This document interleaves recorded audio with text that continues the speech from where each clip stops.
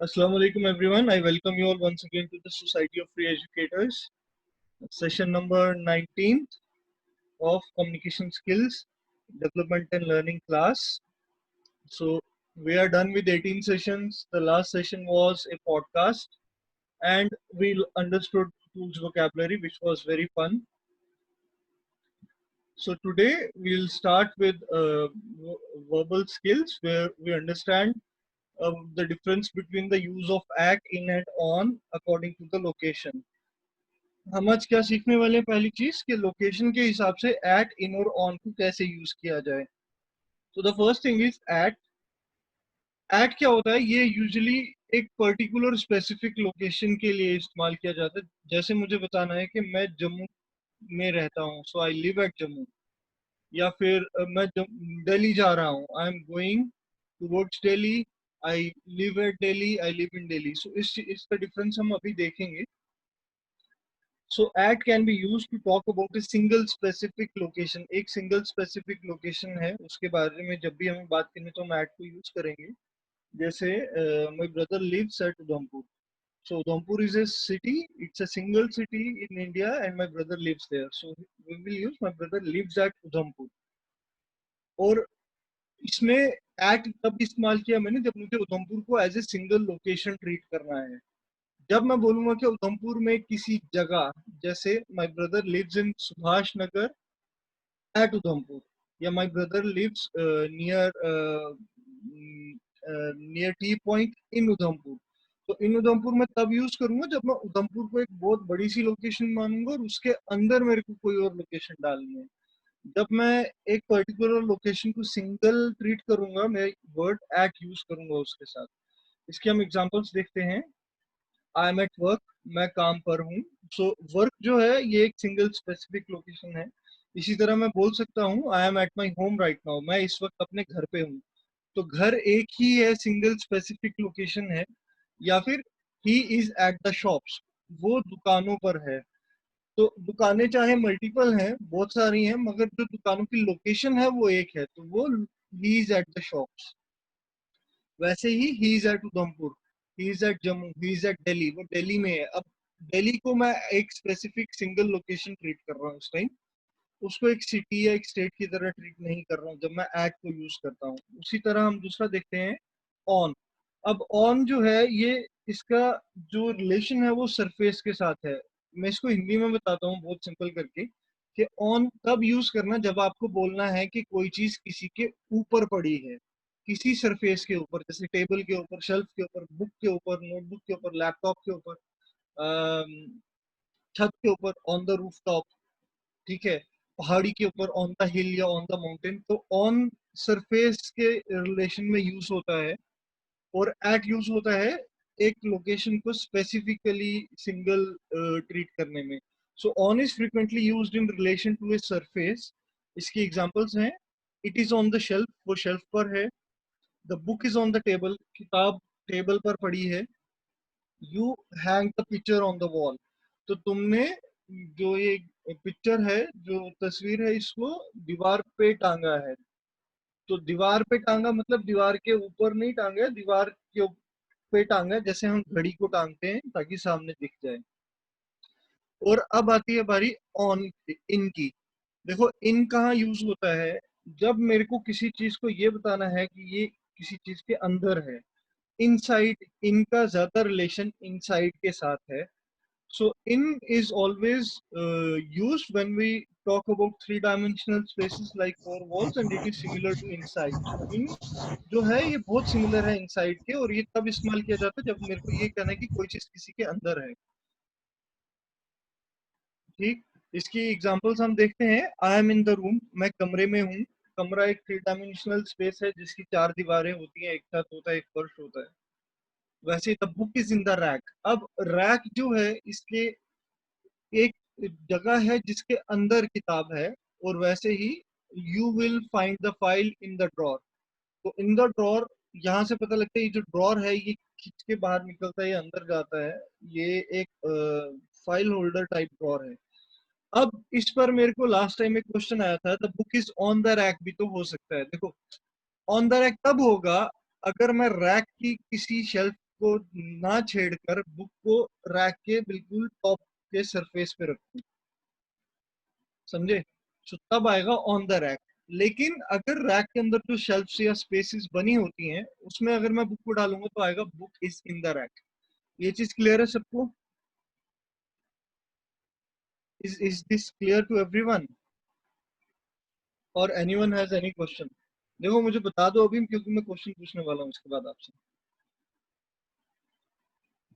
Okay, I think it is clear to everyone. Let me know the difference in these sentences. I am sitting on the chair and I am sitting in the chair. अब इन दोनों में क्या फर्क है? कि sitting on the chair और sitting in the chair ये दोनों ठीक है या नहीं है, या फिर इनमें से कौन सा ठीक है और इनमें फर्क क्या है, इनकी ट्रांसलेशन क्या है? कौन बताएगा? So sitting on the chair is correct because you're not sitting inside the chair. He says sitting in the chair. So sitting on the chair is right. Sitting on the chair is right. Okay, anyone else?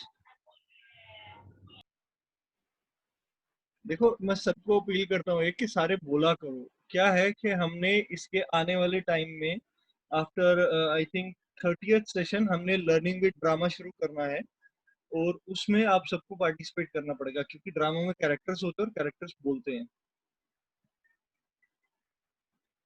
Chat में कौन बता रहा है on the chair is right one? Okay, चलो ठीक है, मैं आपको बताता हूँ। देखो क्या होता है,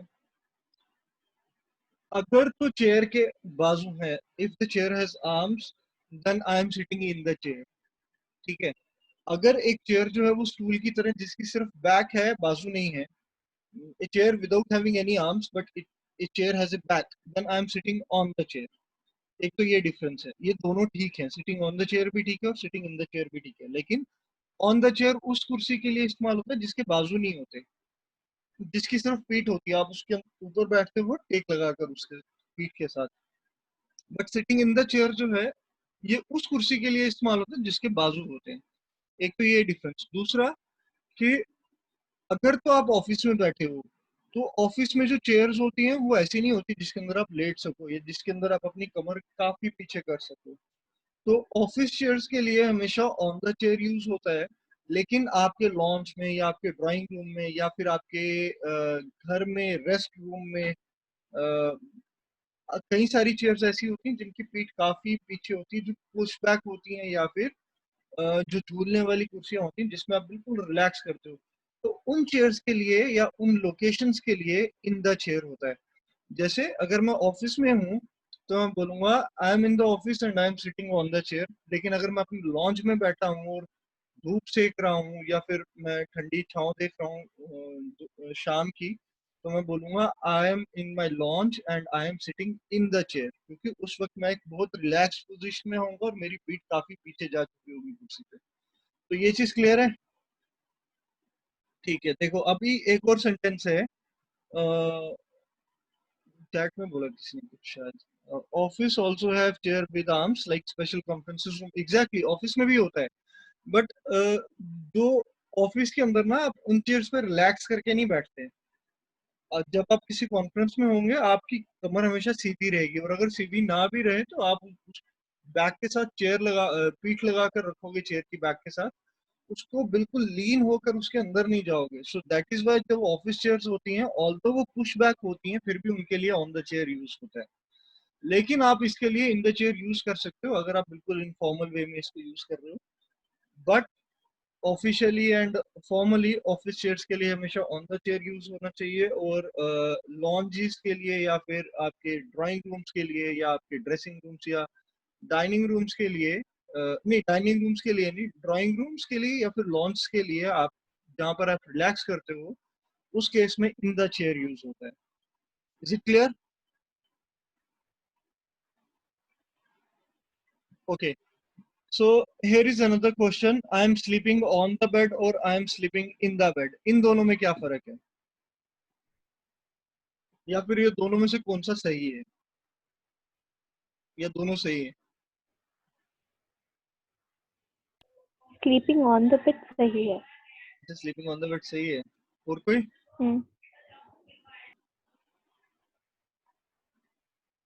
चलो मैं बताता हूँ आपको। देखो अगर आप गूगल सर्च करोगे ना तो गूगल आपको एक चीज कहेगा एंड में कि आप लिटरेचर की ग्रामर में ना पढ़ो, ऑन द बेड और इन द बेड में ना पढ़ो, सिर्फ इतना याद रखो कि इन द बेड सही है।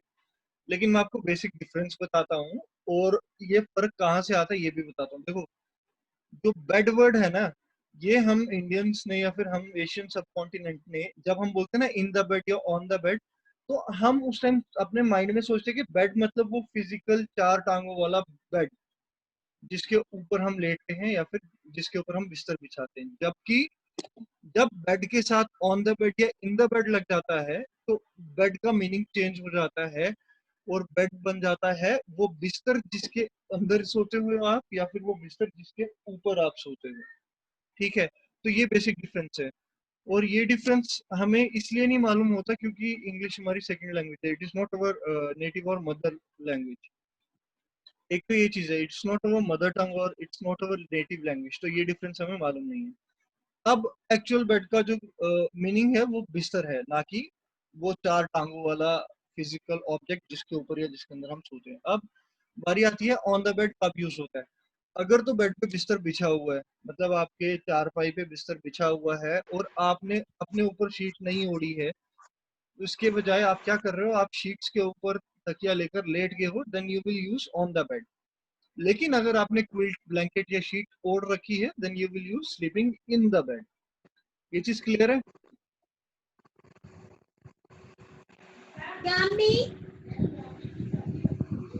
हाँ। Is it clear to everyone?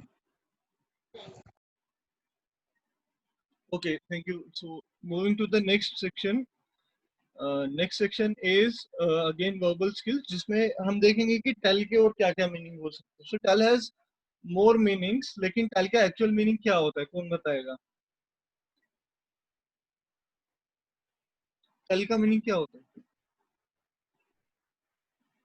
अरे टेल तो बता दो, टेल का क्या मीनिंग होता है? टेल नहीं पता किसी को? टेल का मीनिंग बोलो होता है। हाँ, बोलो। टेल का मीनिंग बोलो। So when we are describing something that we can talk of, we use the word tell. अब टेल का बोलने के अलावा और भी बहुत मीनिंग्स हैं, जिसमें से 3 मीनिंग्स जो सबसे बड़े हैं वो हम यहाँ डिस्कस करेंगे। पहला मीनिंग है टेल इज ऑफन, सी ये तो डेफिनेशन है टेल की। Tell often means say something to someone, किसी को कुछ कहना हो तो हम टेल बोलते हैं। लेकिन इसकी जो और मतलब है वो है, अगर आप टेल को कैन और कुड के साथ कंबाइन करोगे तो वो किसके लिए इस्तेमाल हो सकता है? नो के लिए, रिकॉग्नाइज के लिए, अंडरस्टैंड के लिए या परसीव के लिए। ठीक है, नो हो गया जानना, रिकॉग्नाइज हो गया समझना या पहचानना, अंडरस्टैंड हो गया समझना और परसीव हो गया अपने माइंड में एक इमेज बनाना, परसेप्शन बनाना। इसकी मैं एग्जांपल देता हूँ।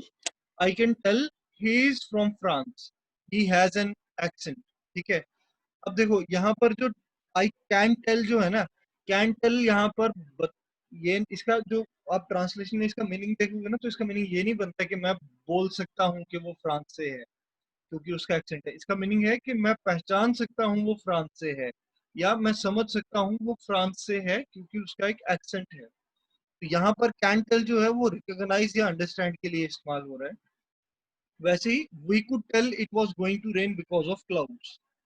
तो यहाँ पर इसका लिटरल मीनिंग जो है वो है कि हम समझ सकते थे कि बारिश होने वाली है क्योंकि बादल थे वहां, बादलों की वजह से हम समझ सकते थे बारिश होने वाली है। तो यहाँ पर कुड टेल का मतलब ये नहीं है कि मैं बता सकता था कि बारिश होने वाली है, यहाँ पर मतलब है कि हम समझ सकते थे कि बारिश होने वाली है बादलों की वजह से। और यहाँ पर जो कुड टेल है वो अंडरस्टैंड और परसीव के लिए इस्तेमाल हो रहा है।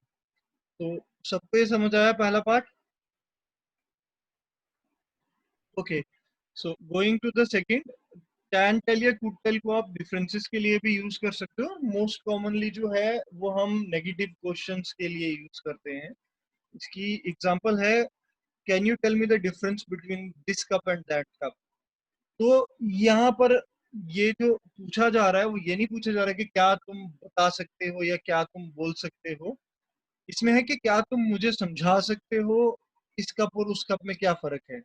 तो यहाँ पर जो फिजिकल एक्टिविटी है बोलने की, उसकी तरफ इशारा नहीं किया जा रहा, समझाने की तरफ इशारा किया जा रहा है। वैसे ही so which soup was different, तो बताओ कौन सा सूप अलग है। Could you tell the difference, क्या तुम इनमें फर्क बता सकते हो या फर्क पहचान सकते हो, फर्क समझा सकते हो? तो यहाँ पर भी जो कुड यू टेल है वो बताने या बोलने के लिए इस्तेमाल नहीं हो रहा, वो समझाने के लिए इस्तेमाल हो रहा है, और वो भी एक क्वेश्चन की फॉर्म में। और टेल को जब भी आपने क्वेश्चन की फॉर्म में यूज करना है ना, तो टेल के पीछे हमेशा कैन या कुड लगेगा, और कुड कैन और टेल के बीच में हमेशा यू लगेगा। कुड यू टेल या कैन यू टेल से जब भी कोई सेंटेंस शुरू करोगे तब वो जाकर एक क्वेश्चन में कन्वर्ट होएगा। Is it clear? Okay. So third जो इसका सबसे बड़ा यूज है वो है कि आप यू को कंबाइन कर लो कैन टेल के साथ, मतलब यू कैन टेल या यू कुड टेल। और ये जो फ्रेज है ना यू कैन टेल, एक मिनट देना, जस्ट गिव मी 1 सेकेंड।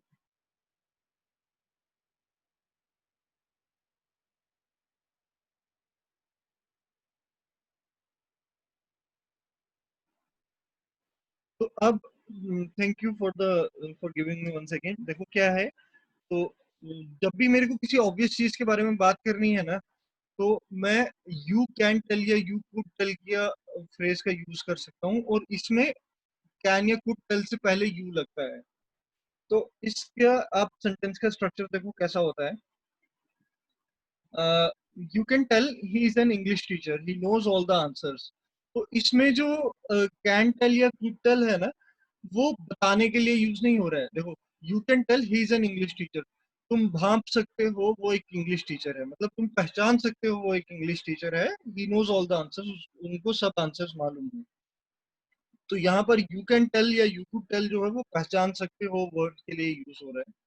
उसी तरह एक और एग्जांपल है, you can tell the car needs a fix, sorry you could tell the car needs a fix. तो तुम पहचान सकते थे कि गाड़ी ठीक करवाने वाली है। It was making strange noises, वो अजीब अजीब आवाजें कर रही थी। तो यहाँ तक क्लियर है सबको? चलो ठीक है, थैंक यू। मैं आपको एक चीज और बताता हूँ, इसमें ना आप एक एक एक्सपेरिमेंट कर सकते हो। देखो, मैंने यहाँ पर एक प्रोनाउन यूज किया है यू, और उसके आगे टेल को यूज किया। आप इन तीनों केसेस को उठाइएगा और यू की जगह आई, ही, शी, इट और दे को यूज कीजिएगा। जैसे आई कैन टेल, या कैन आई टेल, या can she tell, can he tell, या फिर he can tell, they could tell. इस तरह से सेंटेंसेस बनाने की ट्राई कीजिएगा, और अगर कहीं पे कंफ्यूजन आए तो please let me no any time. अब थर्ड आता है बिजनेस इंग्लिश। देखो, बिजनेस इंग्लिश में हम आज पढ़ेंगे लैंग्वेज फॉर पोलाइट रिक्वेस्ट। ठीक है। अब पोलाइट रिक्वेस्ट की जरूरत क्या पड़ी हमें बिजनेस इंग्लिश में, या फिर हम जो डेली का काम वाम करते हैं उसमें हमें रिक्वेस्ट की जरूरत क्या पड़ी? बात यह है कि जब भी हम बिजनेस में आ जाते हैं ना, या फिर जब भी हम किसी काम में या जॉब में या किसी कारोबार में आ जाते हैं, तो हमें चीजें मांगनी या पूछनी या फिर लेनी नहीं पड़ती, हमें रिक्वेस्ट करनी पड़ती। तो उस टाइम हम पोलाइट रिक्वेस्ट को इस्तेमाल करते हैं, और पोलाइट रिक्वेस्ट बहुत बड़ा पार्ट है किसी भी बिजनेस के स्टार्टिंग का। जो लोग कस्टमर सक्सेस या कस्टमर सर्विस या कस्टमर सर्विस एग्जीक्यूटिव जैसे फील्ड में हो है, उन लोगों के लिए तो ये बहुत इंपॉर्टेंट है। उसके अलावा जो मेडिकल फील्ड में है, जैसे डॉक्टर्स, नर्सेस, लैब टेक्नीशियंस, उनके लिए भी ये बहुत इंपॉर्टेंट है। और टीचर्स के लिए ये बहुत इंपॉर्टेंट है जब वो अपने स्टूडेंट से बात करें, या फिर जब वो अपने स्टूडेंट से कुछ पूछें। और पेरेंट्स के लिए भी ये चीज बहुत इंपॉर्टेंट है, पोलाइट रिक्वेस्ट। क्योंकि हर बार ऑर्डर नहीं देना होता, कई बार रिक्वेस्ट करनी पड़ती है, और मैं बोलता हूँ मेजोरिटी टाइम्स आप रिक्वेस्ट ही किया कीजिए इंस्टेड ऑफ के ऑर्डर देने के। तो हम देखते हैं किस तरह से पोलाइट रिक्वेस्ट हो सकती है। तो पहला है, I was wondering if you could do something for me, मैं सोच रहा था क्या तुम मेरे लिए कुछ कर सकते हो। दूसरा है, would you be able to print out a file for me. देखो, इसमें मैंने एग्जांपल लिया है प्रिंट का, तो क्या तुम मेरे लिए इस फाइल का प्रिंट आउट निकाल सकते हो। तीसरा, could I have it within 10 minutes, क्या ये काम तुम मुझे ये काम मुझे 10 मिनट में करके दिया जा सकता है। और could you possibly help me with the printers, क्या तुम मुझे प्रिंटर्स के साथ कुछ मदद कर सकते हो। And could you mind writing your email letter, क्या तुम अपनी ईमेल बाद में लिख सकते हो। अब ये पांच बहुत ब्रॉडली तौर पे यूज होने वाली रिक्वेस्ट है हमारे डेली बिजनेस या ऑफिस लाइफ में। इनका हम यूज देखते हैं कि कहाँ कहाँ आता है और कैसे कैसे आता है। देखो, जो इस तरह के सेंटेंसेस होते हैं ना, I was wondering if you could do something for me, ये इनफॉर्मल वे है रिक्वेस्ट का, है पोलाइट मगर इनफॉर्मल वे है। और ये अक्सर दोस्तों के साथ या अपने जूनियर्स के साथ या सबॉर्डिनेट्स के साथ यूज किया जाता है। और इसको हम एज ए बटरिंग भी यूज कर सकते हैं, एक शुगर कोटेड रिक्वेस्ट भी यूज कर सकते हैं कि बहुत तहजीब के साथ, बहुत मक्खन शक्खन लगा के कि यार, और बहुत नखरे के साथ कि यार मैं सोच रहा था क्या ये तुम मुझे करके दे सकते हो, यार मैं सोच रहा था क्या तुम मेरी गाड़ी को आज ठीक करवा कर गराज से ला सकते हो, या मैं सोच रहा था क्या तुम मुझे ये पेन दे सकते हो कुछ देर के लिए। सो इन केसेस में हम I was wondering if you could do something for me, इस तरह का रिक्वेस्ट यूज करते हैं। अब सेकंड जो रिक्वेस्ट है, would you be able to print out a file for me, ये जो है ये कब इस्तेमाल किया जाता है, जब हम कोई काम करवाना चाहते हैं, जब हम किसी टास्क के बारे में बात करना चाहते हैं, ठीक है। तो उसके बाद है could I have it within 10 minutes please, ये तब यूज किया जाता है जब मेरे को डेडलाइन देनी है सामने वाले को। मैं उसको ये नहीं बोलूंगा डायरेक्टली कि I want this by the end of the day या I want this to be completed within 10 minutes. मैं उनको बोलूंगा could I have it within 10 minutes. ये एक बहुत तहजीब वाला तरीका है पोलाइट रिक्वेस्ट का। उसी तरह है could you possibly help me with the printer. अब यहाँ पर क्या है, जो स्पीकर है या फिर जो रिक्वेस्टर है, वो जिसके साथ रिक्वेस्ट कर रहा है या जिसको रिक्वेस्ट कर रहा है, उसको मालूम नहीं कि वो बंदा उस वाकई में उसके काम आ भी सकता है या नहीं, या फिर उसको वाकई प्रिंटर ठीक करने आते हैं या नहीं आते, या प्रिंटर्स तो उसको काम आता है नहीं आता है। तो ये रिक्वेस्ट कब यूज होती है, ये रिक्वेस्ट तब यूज होती है when you are requesting someone you don't know और you are not sure if he or she can help. या तो आप जानते नहीं हो सामने वाले को, या फिर आप सामने वाले को जानते हो मगर आपको ये नहीं पता कि वो वाकई में आपकी हेल्प कर सकता है या नहीं कर सकता है। उस केस में आप इस तरह का फ्रेज यूज करोगे, could you possibly help me with driving my car, या could you possibly help me with writing this email, या could you possibly help me with bringing up all the guest to this room, या managing all the event in the evening. तो इस तरह से आप ये वाली रिक्वेस्ट यूज कर सकते हो। और उसके अलावा एक रिक्वेस्ट और है, वो है would you mind writing your email letter. यहाँ क्या मसला है देखो, यहाँ क्या ये रिक्वेस्ट कब यूज होती है, आपने किसी को कोई काम दिया और वो आपका काम छोड़कर अपना काम कर रहा है पहले, तो उस केस में आप अपने काम को प्रायोरिटाइज कैसे करोगे, यह रिक्वेस्ट उस टाइम काम आती है। आप ये नहीं बोलोगे direct please leave your work aside and do my work first, it is very urgent. आप उसको इस तरह से बोल सकते हो, would you mind writing your email letter, would you mind preparing your presentation later and doing my presentation first, yeah, would you mind auditing these files later and checking the examination papers that I have given you first। आप इस तरह से बोलोगे। So when you are requesting, when you are getting your request prioritized, in that case you will use this kind of phrase, would you mind, ठीक है, would you mind doing this later, या would you mind doing that later, या this first and that first। इस तरह से आप ये request use कर सकते हो। और इसके अलावा एक जो सबसे कॉमन रिक्वेस्ट है, वो है जब आप कोई इंफॉर्मेशन किसी कस्टमर से मांगते हो अपने बिजनेस में, तो आप उसको कैसे बोलोगे, आप उसको बोलोगे could you please provide me with the following details, या could you please provide me with the following information, या could you please provide me with your SSN number, could you please provide me with your a registered email account, या registered email address so that I can find your details, yeah, could you please provide me with the screenshots of the error that you are facing so that I can rectify it from my end as well। तो आप इस तरह से request करते हो very politely in your day to day business activities. किसी को कुछ पूछना है इनमें, और shall I move further? Is there anyone who wants to say something about or ask something about these polite requests? Okay, let's move to word root analysis and pronunciation। तो जो पहला रूट वर्ड है वो है de, second is dec, deca या deka, the third is deci and the fourth is dem or demo. तो हम देखते हैं डी क्या होता है। डी जो है ये रिड्यूस, अवे या डाउन या रिमूव के लिए यूज होता है। किसी भी वर्ड से पहले डी लगा लो, उसका एक हिसाब से उल्टा बन जाता है, उसको कम करने वाला वर्ड बन जाता है या उससे दूर ले जाने वाला वर्ड बन जाता है। जैसे decelerate is, decelerate is when you slow down और रिड्यूस स्पीड, जब आप स्पीड कम करते हो या आप धीरे हो जाते हो, that is decelerate. Dethrone is जब किसी को पावर से हटाया जाता है, we use dethrone. So dethrone is keeping someone away from power, yeah, from removing someone from power. And debug is to remove bugs. ये चीज क्लियर है? Okay, so let's go to the second root word, that is dec, deca और dica.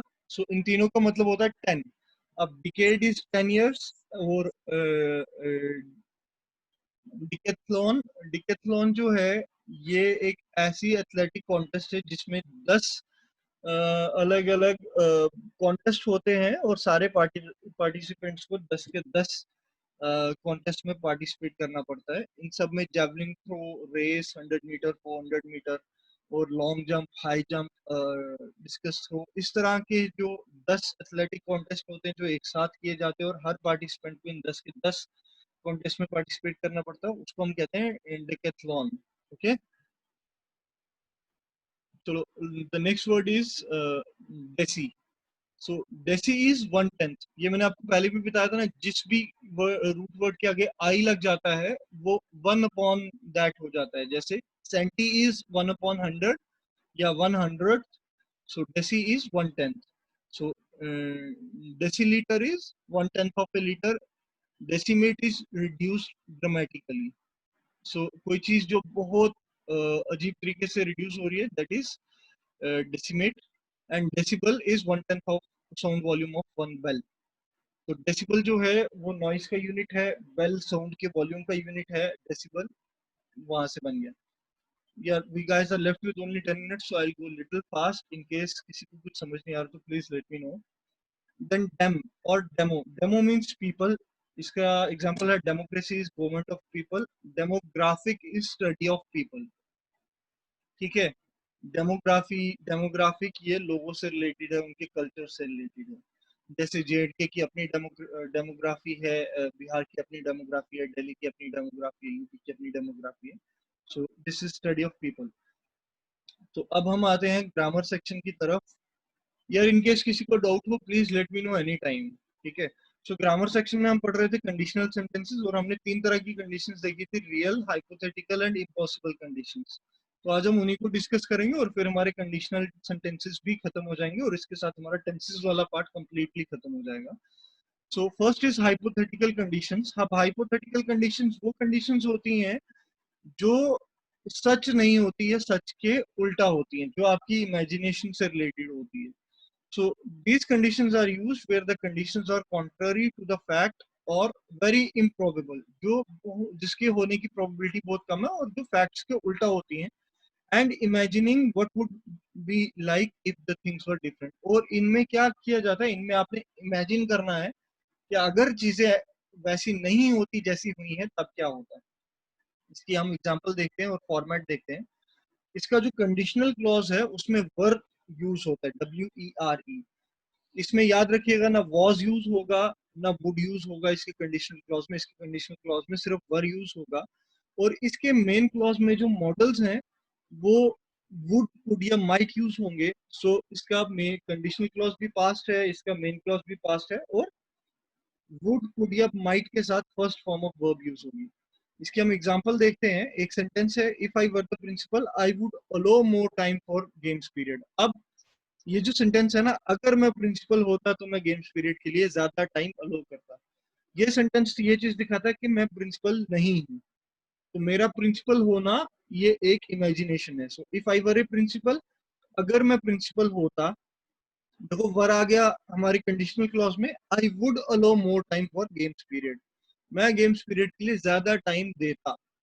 तो would allow, allow is the first form of verb and would is the modal that we use in hypothetical conditions के main clause में. और एक चीज और याद रखिएगा, कंडीशनल सेंटेंसेस का जो मेन क्लॉज होता है वो इंडिपेंडेंट होता है, वो अकेला फुल सेंस बनाता है. वेयर एज जो उसका कंडीशनल क्लॉज होता है जिसको इफ क्लॉज भी कहते हैं, वो डिपेंडेंट होता है मेन क्लॉज के ऊपर. जैसे if I were the principal, अब ये अकेला सेंस नहीं बना रहा. अगर मैं प्रिंसिपल होता, ये इनकम्प्लीट है. लेकिन कंप्लीट सेंटेंस कैसे बनेगा, if I were the principal I would allow more time for games period. अगर मैं प्रिंसिपल होता तो मैं गेम्स पीरियड के लिए ज्यादा टाइम देता. क्लियर है? Okay, let's go to the second one, that is impossible conditions. अब impossible conditions क्या होती हैं? देखो, impossible conditions वो conditions होती हैं जो कि एक्चुअली में हुई नहीं होती और तो हो भी नहीं सकती. इसका एक सिंपल सा फंडा है, इसका कंडीशनल क्लॉज भी अनट्रू होता है और इसका मेन क्लॉज भी अनट्रू होता है. These are used to speculate about the past results of a condition that did not happen in the past. तो पास्ट के रिजल्ट्स के बारे में हम बात करेंगे उन कंडीशंस की जो पास्ट में कभी हुई ही नहीं. और इसका जैसे मैंने आपको बताया कि both the main clause and the conditional clause are untrue. इसका फॉर्मेट क्या होगा? Conditional clause is past perfect tense. तो कंडीशनल क्लॉज जो होगा इसका वो पास्ट परफेक्ट टेंस में होगा और मेन क्लॉज में मॉडल्स होंगे वुड हैव, माइट हैव और थर्ड फॉर्म ऑफ वर्ब. अब देखो, हाइपोथेटिकल कंडीशंस में जो मॉडल्स थे वो वुड, कुड और माइट थे, हैव नहीं था. हैव इसलिए नहीं था क्योंकि उनका जो कंडीशनल क्लॉज था वो पास्ट टेंस था. लेकिन यहाँ पर कंडीशनल क्लॉज पास्ट परफेक्ट है, इसलिए इनमें जो मॉडल्स हैं वो वुड हैव, कुड हैव और माइट हैव है. ठीक है. और हैव के साथ थर्ड फॉर्म ऑफ वर्ब लगेगा. इसका हम सेंटेंस देखते हैं. If I had won the lottery I would have gone to Paris. अगर मैंने लॉटरी जीती होती तो मैं पेरिस जा गया होता. ठीक है. तो यहाँ से पता लगता है कि लॉटरी का रिजल्ट आ चुका है और मैंने वो लॉटरी जीती नहीं है और मैं पेरिस भी नहीं गया हूँ. तो मेरा जो कंडीशनल क्लॉज है वो भी अनट्रू है और जो मेरा मेन क्लॉज है वो भी अनट्रू है. देखो, conditional clauses, if I had won the lottery. So I had won the lottery is the past perfect tense. तो modal I would have gone to Paris, मैं पेरिस गया होता. तो आई थिंक आज इतना ही रखते हैं बिकॉज टाइम चला गया है. मैं रियल कंडीशंस आपको नेक्स्ट सेशन में पढ़ा दूंगा. I hope you enjoyed this session. In case you have any questions, please let me know anytime. Thank you guys. किसी का कोई क्वेश्चन है?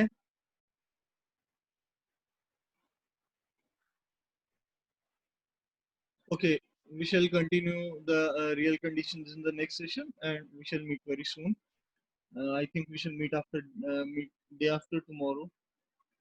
So in case you have any questions, you have my WhatsApp number, you have my email address, and you can ping me or you can ask your question on any of the video comments on the videos on the channel. So have a nice time, guys. Thank you for the session. Bye bye.